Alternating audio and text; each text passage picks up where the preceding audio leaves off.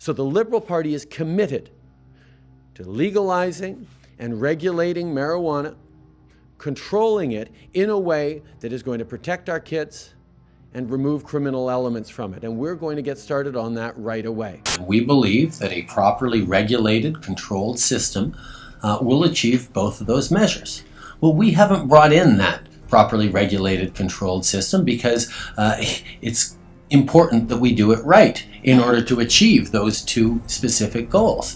And until such a moment as we have brought in that system, the current prohibition stands. The current prohibition stands.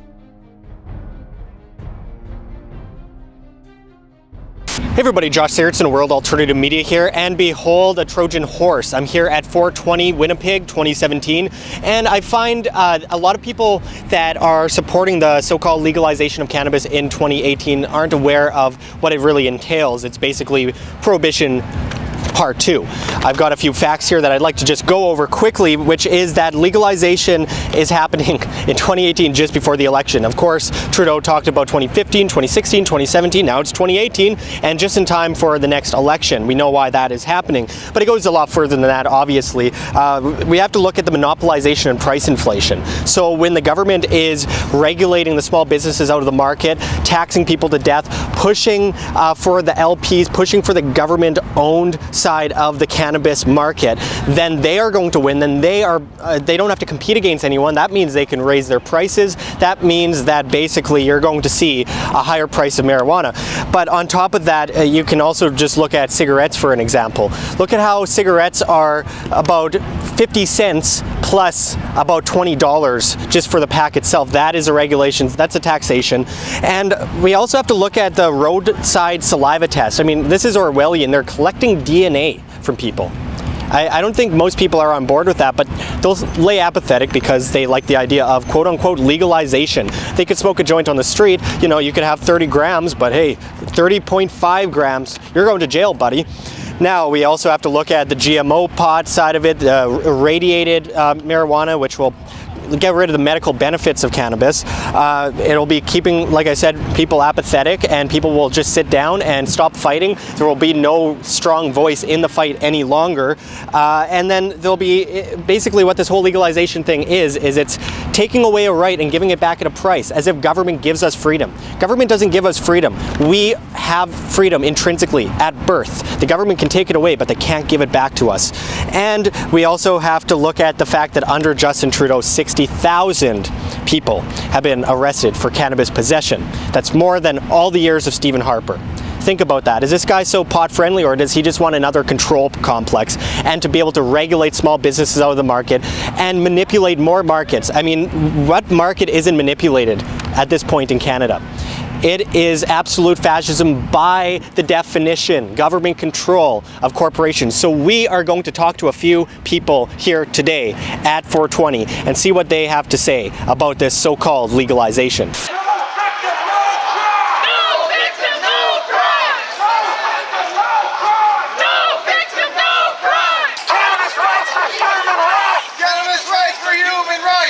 All right, we are here with Jason Oliveira, and what do you think about the so-called legalization of cannabis in 2018?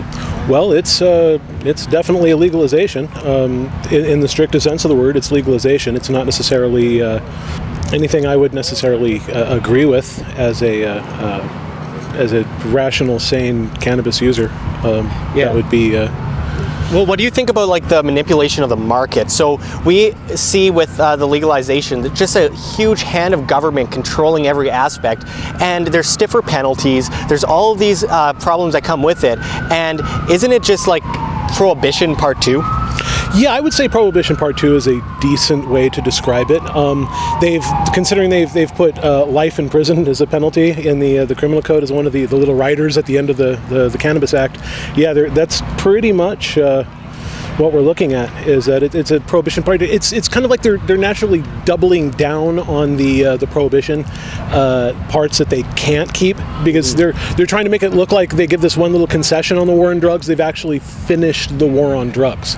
And as Bill Hicks said, it's not a war on drugs, it's a war on your personal freedoms, and you better keep that in mind at all times. So, well, I wanted to go into that actually with you, because it is a war on freedom. People seem to think, well, I don't care how many freedoms you take away from me as long as I can smoke pot. And there's so much more to it than that. Obviously, prohibition shouldn't exist. Obviously, we should be able to do what we please with our own bodies as long as we're not hurting anybody. But when government gives it back at a price, and then the prices skyrocket, and we see so much manipulation of that market, then where's the freedom? I mean, people are going to still be going to jail for growing too many plants or having a bit too much cannabis on them. I mean, if they really cared about freedom, why aren't they fighting this? I don't want to denigrate the Canadian people. They're very nice, polite people. Unfortunately, I'm an American immigrant. Unfortunately, the nice, polite Canadian people are not as litigious as they pretty much should be, and it appears that the people in those buildings over here know this, so they don't tend to, or they take advantage of that fact. And they say, okay, well, what are you going to do? Complain? I got like a 1 out of a million chance that somebody's actually going to do something. Sometimes 1 in a 30 million chance that somebody's actually going to do something. So they're kind of stuck in unfortunately the cycle that there's going to be a problem, there's going to be a reaction, there's going to be a solution. Hegelian. Yeah, absolutely. And I think it's important to kind of just go into the fact that so many people are just going to lay apathetic. It's sad, because I mean, this fight has gotten stronger and stronger over the years, but then now that they're given just a little cookie, it's like I prefer getting beaten once a day to twice a day too, but I prefer not to be beaten at all.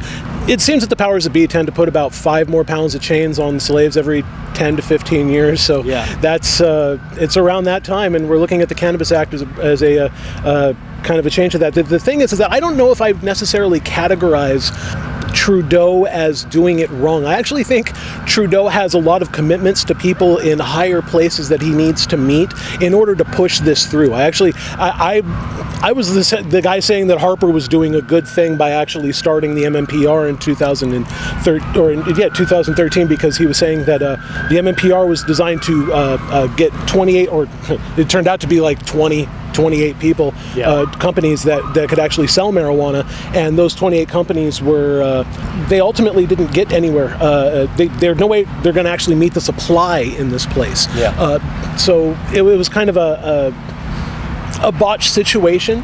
Well, absolutely. Well, thanks for talking with us, and we really hope that people keep the fight up after this, because I mean, this isn't real freedom, and we as individuals deserve real freedom, and that is intrinsic within us, and this government keeps taking it away and then offering it back at a price, and then taking other freedoms away and saying, well, I'll give you this freedom if I can take away these 10 freedoms, you know? Take away the free market side of things, take away the part where, I mean, we're on the ground floor of an industry that's growing insanely. In the next 5 years, who knows where it's going to go, but it's going to be big. And for the government to take all that for themselves and not allow these small businesses to be able to capitalize on that is just wrong. It's against individual liberty. It's against individual freedom. So we have to keep calling that out. So thank you very much, Jason, for talking with us.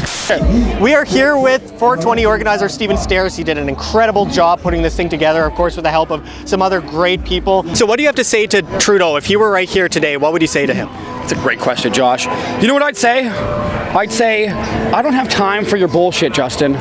The idea is you took a movement, a cannabis movement of people who are dedicated, who are sick, who are compassionate, and are caring, real, non-violent, peaceful Canadians. And you took a movement of theirs and you hijacked it. You took their vulnerability and their sensibility and thought, hey, we'll vote for the person that's speaking the things we want to hear. And you did that. And you failed. You've eliminated people's rights to grow at home, and then decided, oh, well, we're just going to let you grow a small amount, but then leave it up to the provinces. You decided, for some reason, giving people 14 years in jail for pot is protecting your children. You're going to send an 18-year-old to jail for pot for 14 years? How the fuck are you protecting my kids at that rate? I'm not going to sit here and listen to you be our prime minister and sit there on some high horse brought up by your father, raised around like ski resorts in BC, smoking weed when it's cool for you. But when other people want to do it, you lay the heavy hand of justice and government on them. And I guarantee you in 2019, you're not going to have the same luck. Fool me once, shame on you. Fool me once, fool me twice, shame on me. That's not going to happen this time, Justin. I'm tired of your bullshit. People are going to vote their interests, and they're going to vote you the fuck out of power. Very much on Thank